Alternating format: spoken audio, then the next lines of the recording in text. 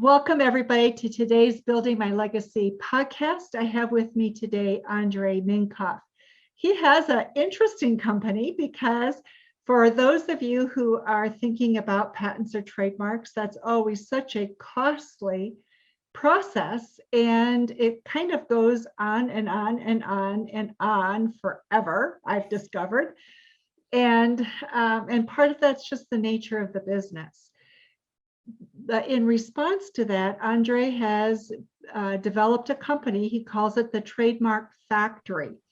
So I want you to share with the audience what your Trademark Factory is, what got you started working on it, and then we'll go from there. All right. Well, let's start with what it is.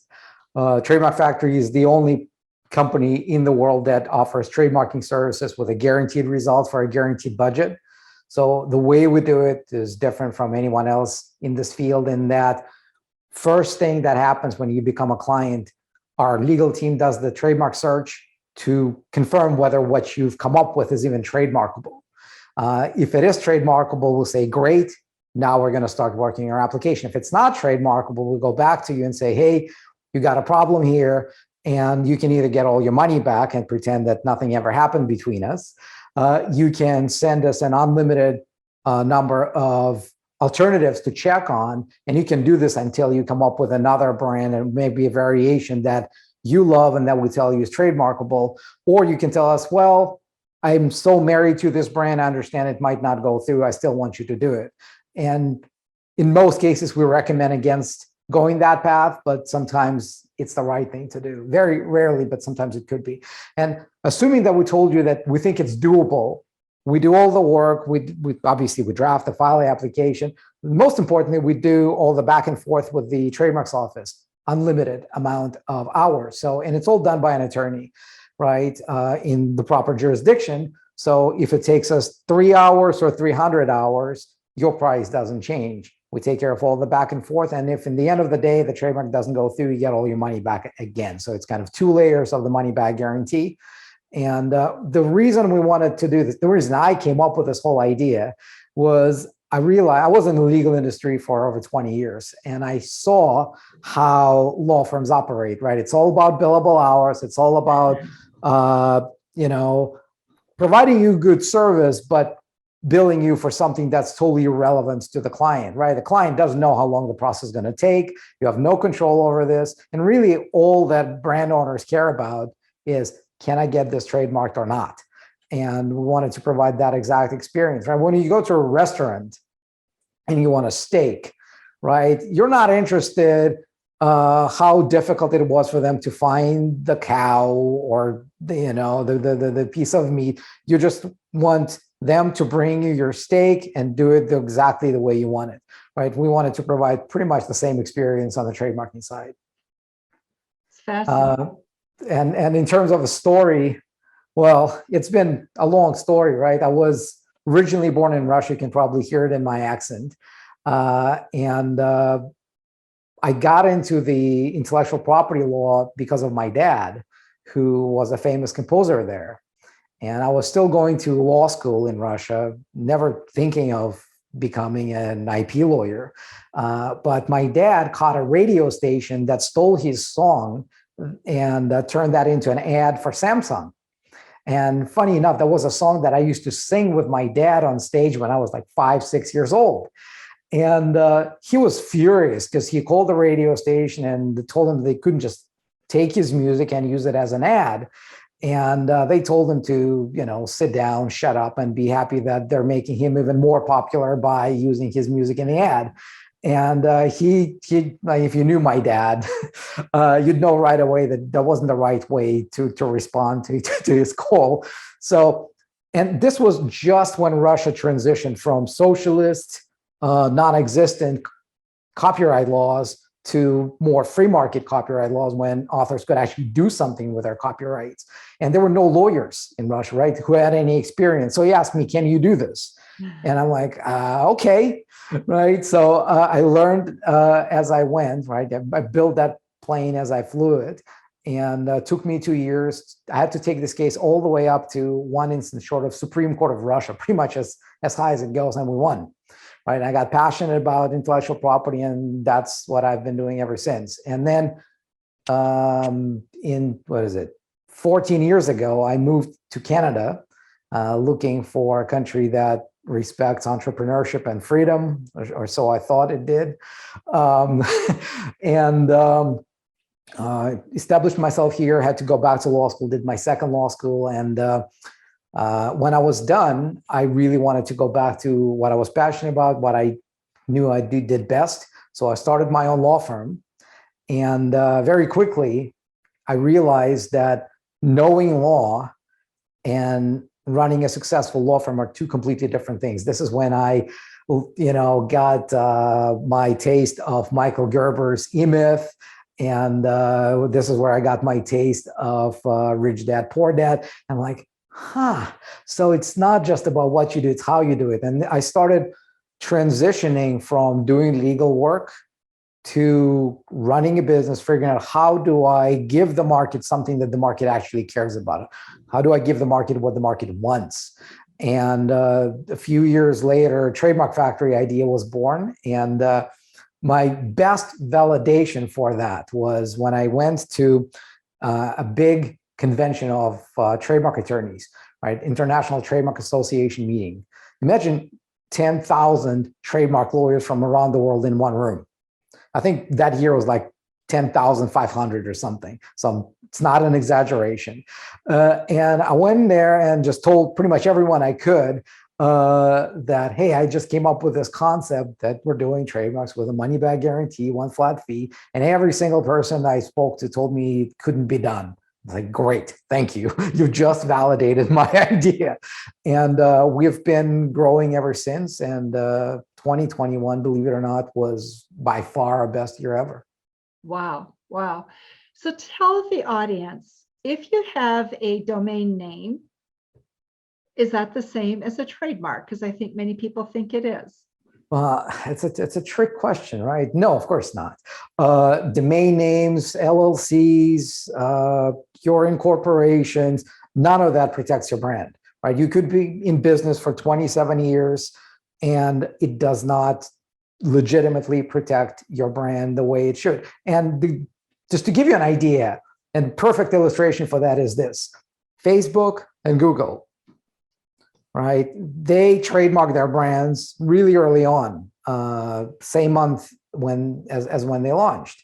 And if all they had to do is just get a domain name, why did they get a trademark, right? And you pretty much look at every single successful business. Not only do they have a trademark, that's obvious now that they have a lot of money, but if you look back when they did it, that's really educational because most of them did it either before they launched or right after they launched. Very few of them waited long enough to allow that risk. There's a million examples. I have three of my favorite examples. Okay. Coca-Cola, back in the day when they were selling 9 drinks a day, 1892, they filed their first trademark, right? They knew that they didn't want to be a lemonade stand with a dream, right? They wanted to become big. And so they treated themselves as something that will grow. And they keep renewing that same trademark over and over again.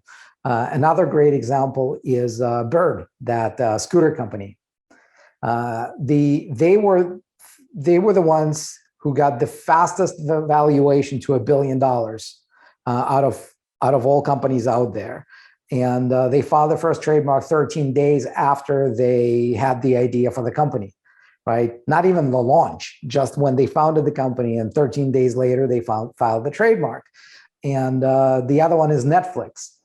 Right? We all know the story, how long it took them to come up with a model that actually worked. They filed their trademark when they still thought they'd be mailing DVDs as their main business. Right? I have a screenshot of the way their website looked, how their website looked like back in the day. It's not anything like we see today. But again, the reason they did it so early is because they believed that what they're building will become big one day. And they treated their business as not as what it was back then, right? They treated it as something that might become big and amazing one day. And you can't get there unless you properly protect all your assets. So that's what they did. So when you trademark, you need to trademark. Well, many people here will trademark in the US or Canada first. But if you want to protect yourself internationally, how do you go about that? And what does that mean? All right. Here's our rule of thumb here. You always start with your home country, right? No matter what, you start with your home country because that gives you options for filing international trademarks. The second thing you do is you look at all the countries where you think you're going to be making enough revenue to justify getting a trademark, right? Do you have a market in that country? And if my personal magic number is 30K a year, right? If you think you're going to make at least 30K a year in a jurisdiction, it's a good idea to protect your brand there. If it's significantly less, maybe it's not as important, right? Obviously, when you're $1 billion company, you're just trademark everywhere. It doesn't matter, right? Because it's just minuscule expense. But if you're a small business, right, you look realistically, are you making enough money coming from Angola, right? If not, don't bother with Angola. Your third layer is you look at countries where you spend, where you have actual expenses, whether it's marketing expenses, maybe you have an office there, or you're running ads that target people in that country, right? So again, if you are running ads that target Australians or Canadians and you're in the US and you're spending, again, that second magic number for me is 5K a year, right? If you're spending 5K on ads that target Australians, it's probably a good idea for you to be able to own that brand in Australia so that no one else can get it there, right? And last thing, the fourth layer is if you sell physical products and you make them outside of your home jurisdiction, China, right, or India or somewhere there, you really need to get a trademark there, because even if you are not planning to sell your products in China, the fact of you exporting your products out of China constitutes trademark use. So if someone trademarks your brand in China, you may be prevented from importing your own products back so that you can sell them in North America. So that's kind of the rule of thumb. In terms of international trademarks, yes, there are international treaties that make it easier to file your trademark in a lot of jurisdictions at the same time. You probably need to look there at some point, but the way you make the decision is by figuring out where do you actually need it, and you go from there. Got it. So part of the biggest problems with trademarks, patents, any intellectual property is defending it, right? Mm-hmm. So what's your advice on that? And how do you best protect yourself so you can really defend your trademark once you have launched it? So just to be clear, we're not a litigation company. We don't do the actual defending of your trademarks in court. What trademarks do, they're like a gun, right? The gun you want to have and never need, right? Much better than needing it and not having it, right? And believe it or not, intellectual property was designed to help the little guy, because big guys really needed a lot less. Right, they've got all the money that they can throw on advertising, on lawyers, on doing a lot of different things, on politicians, right? They can power their way through. It's the little guy that can use intellectual property to actually have a fighting chance against the big guys, right? And whether it's about them making you an offer that you can't refuse by buying it from you, I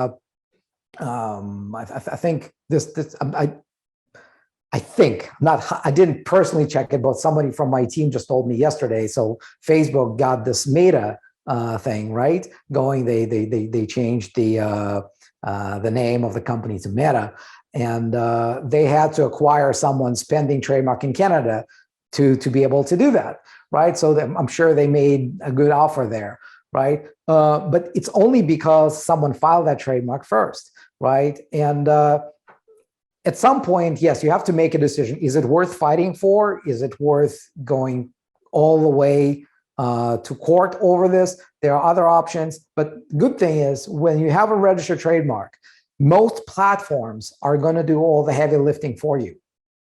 You won't even have to go to court. So for example, if someone is impersonating your brand on Amazon or on YouTube or Facebook, all you got to do is just send them a letter. They have forms and say, I'm the owner of this trademark. On this page of your platform, someone is doing this, and they're going to shut them down for you, right?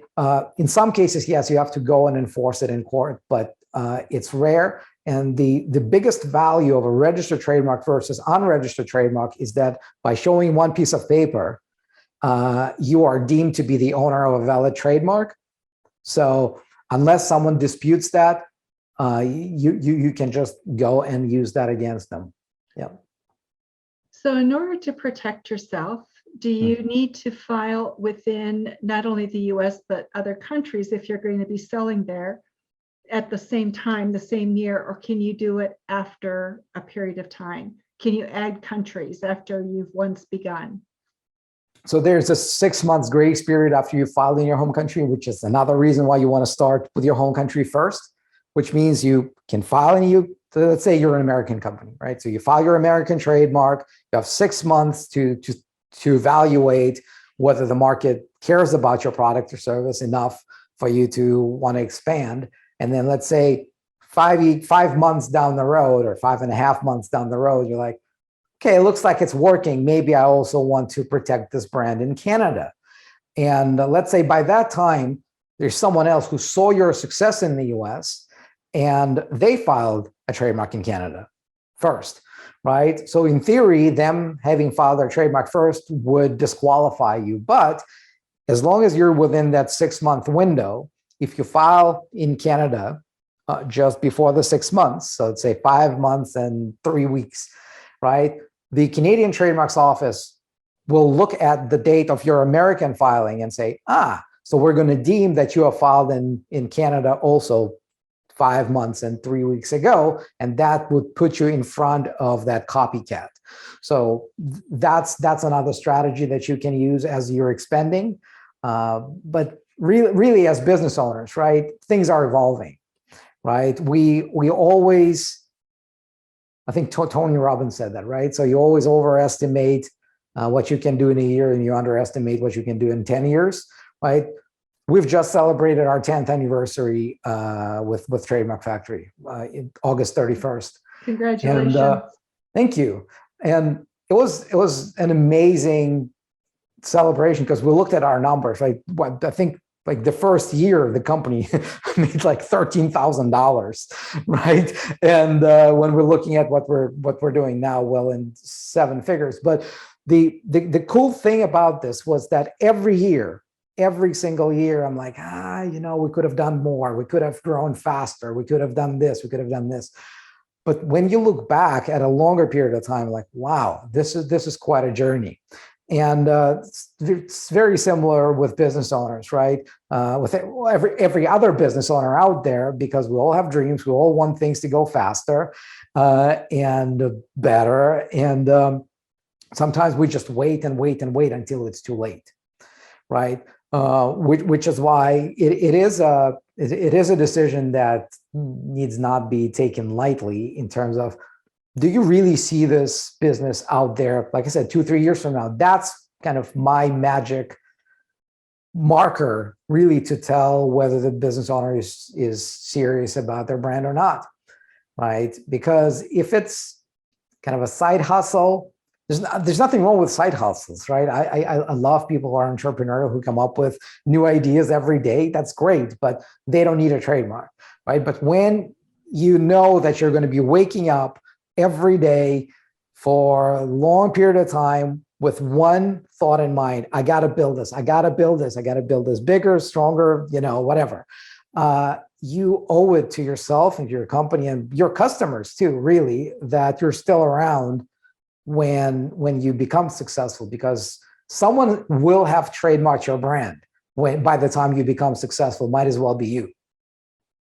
That's a really important thought, that somebody will have trademarked your business. It might as well be you. So, Andrei, what have you found are the biggest mistakes or barriers that small businesses have when it comes to trademarking? Lack of self-belief. Lack of self-belief. Okay, not certain that the business can make it. Yeah, they probably don't take themselves seriously enough. And they think, well, I'm just doing something. Every single big business, every single super successful business, billion-dollar companies started in someone's garage, right? And the only difference, Netflix, perfect example, right? Airbnb, they filed their trademark when the founders were still renting out their own apartment on Airbnb to pay for the overhead, right? I can't go on and on and on with these stories, but really the difference between those who make it and those who don't is that idea that they made the commitment that they are going to give all they got to build a successful business. And in many cases they do. Of course, some fail, and that's part of the game.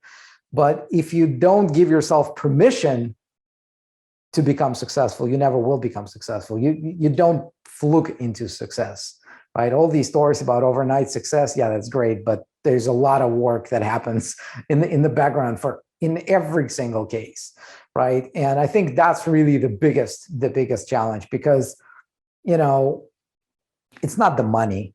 It's not everyone in North America can afford to get a trademark, right? Whether it's with us, even if we're talking about the most expensive law firm in the US, and I don't even know what it would be, right? But I know it would be more expensive than filing a trademark with us.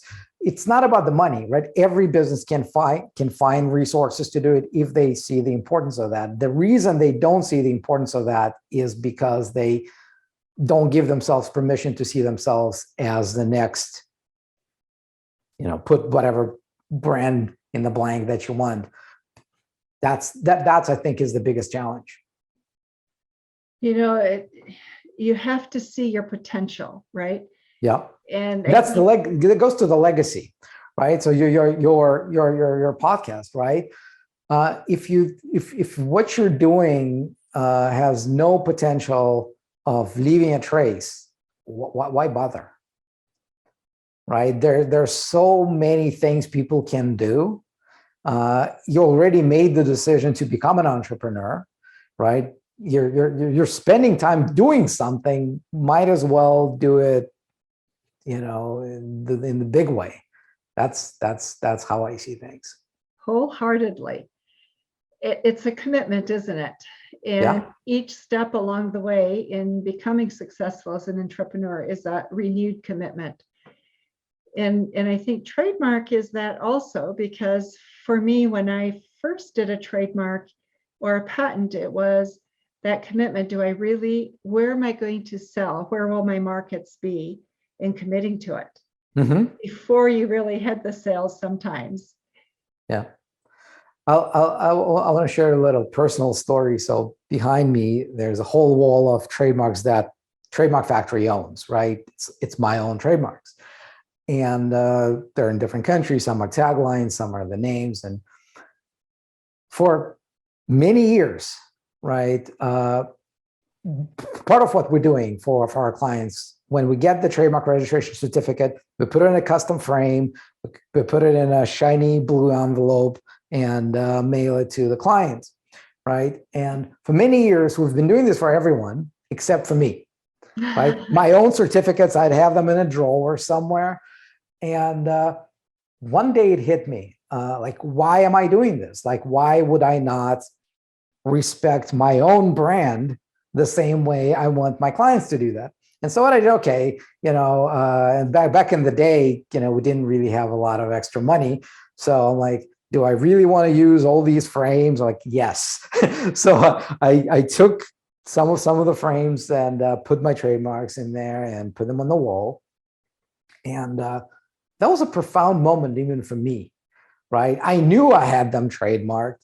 And there's something this is a tangible moment when you realize that you're actually a business owner. You own a business, you run a business. It's a thing. It's not just a way for you to pretend that you stop being in love with the idea that you run a business, you start running a business, right? And I've had so many clients tell the same story that when they get this, it's ridiculous, right? It's stupid. It's like a totem mentality, but it works, right? When you get a tangible confirmation that you own your brand, you start treating it differently. So that's amazing. That's a great story. So, but that's true of so many things, isn't it? It's how we treat ourselves tells everything about our own self-belief and belief in what we're doing. absolutely. So, Andrei, what have we missed that we haven't talked about that the audience should know about? Whew.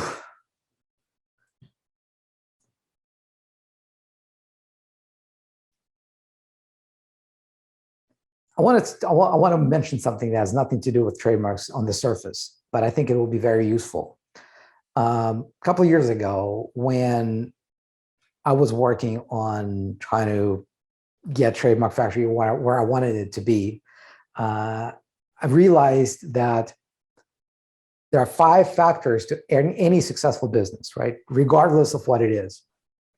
It's the product, the quality of the product, right? Do people even value what you do, right? Do people need it? Do these, right? The second one is the offer, right? Do you have an offer around that product that is interesting that's attractive to the market? Third one is, do you have a message around that offer about that product that's compelling? Yes. The fourth one is the audience, right? Are you sending your message, your compelling message about your attractive offer to the targeted audience? And last one is, do you have salesmanship to be able to close everyone who's closable, who's heard your message? And there's nothing groundbreaking about this, but one thing I realized that is most businesses think that they're doing okay in all those departments. But then if you ask yourself, if you were doing really great in all these 5 factors, you'd be $1 billion company by now. And if you're not, then at least one of the 5 is broken. And that was really a profound moment for me, because we went back to the drawing board and tried to figure out what was the problem, where was the problem? We knew it wasn't the product, we knew it wasn't the offer, and we realized that it boiled down for us at that time was message and the audience. And I've discussed this concept with a lot of business owners since then, and I realized that it's the situation for most of them, right? Either they have a bad message or a wrong message, or they're trying to target this message to the wrong people. Right. And once you realize the importance of that, you also realize how important brands are, because you're trying to link that message to your brand. And once you figure out how this works, everything changes in your business, right? I think that's the reason why we had a hockey stick in 2021, really, because we were able to put 2 and 2 together. But the important thing is that we had all of our foundations done right? All of these trademarks, all of that helps, right? Because now that, for many years, I'm very much a systems guy, right? If I see a problem, my first thought is, how do we automate this, right? And for many years, I felt like I was building the biggest, the most sophisticated airport. Like everything was like the widest the widest, how do you call them? Where they land, the landing strips, Runway, yeah. right? The biggest food courts. Like, it was amazing, right? The only problem was we didn't really have any planes, right, that would use it, right? It felt like we had a huge airport and there was just a boy flying paper airplanes there, right? And as any other entrepreneur, I had my doubts, like, why am I, did I waste all my energy, all this time building this?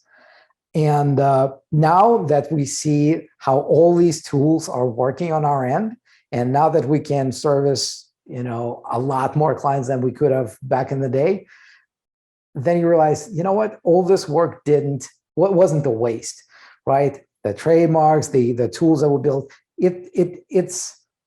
I think it all goes back to self-belief, right? I just can't stop talking about this, because once an entrepreneur realizes that what they're building might have a chance of becoming successful, they got to do everything in their power to make sure that they're going to leave a legacy, that they're going to own it, that it's not going to be taken away from them, and that they will be able to enjoy the results of their hard work. You know what? And it's linking all those pieces, isn't it? Andrei, you have been wonderful. And there are people who will be looking for trademark assistance, I'm sure, that are listening to us. So thank you for sharing what you do with your business, and also your business perspective, because what you shared about mindset impacts us at every turn, every decision we make. Maybe what we're making decisions around shifts a bit, but it still is mindset. Somehow it's what we bring to it with our minds that will shift it. Yeah, 100%. So and if your audience does consider trademarking their brand, more than welcome to check out our website, trademarkfactory.com. It's pretty easy to find us. And really, where it starts is that you request your free call with one of our strategy advisors. And if you feel that there's a good fit, and we're going to answer all the questions. If you feel there's a good fit, you're welcome to join the family. If you don't feel there's a good fit, there's still value in that call with a strategy advisor who's going to ask you all the questions that you need to hear to understand what you're doing with your brand. Wonderful. And we will also have information about Andrei and his company in the show notes, so that you will have an opportunity to contact him. Mm-hmm. So thank you so much, Andrei, for being with us. Thanks for having me. Thanks for having me. For those of you who are listening to Building My Legacy podcast today, thank you so much for being with us. Thank you for watching my video. Don't forget to like, subscribe, and click the bell button above. Leave comments. We'd love to hear what you think. And visit our other social media links as well. Thanks much.